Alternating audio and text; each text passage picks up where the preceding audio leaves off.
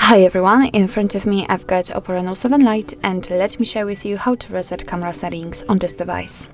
So first of all, let's open the camera app, and here all we have to do is to simply tap on this three dots icon in the right upper corner in order to open the this bar.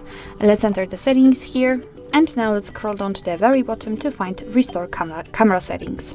Now let's tap on it again, and actually nothing happened, but after getting back you will be able to see the difference. So all the customization will be get back to its normal state, the regular state. So actually this is it. This is how to restore camera defaults in your Oppo Reno 7 Lite. Thank you so much for watching. I hope that this video was helpful, and if it was, please hit the subscribe button and leave the thumbs up.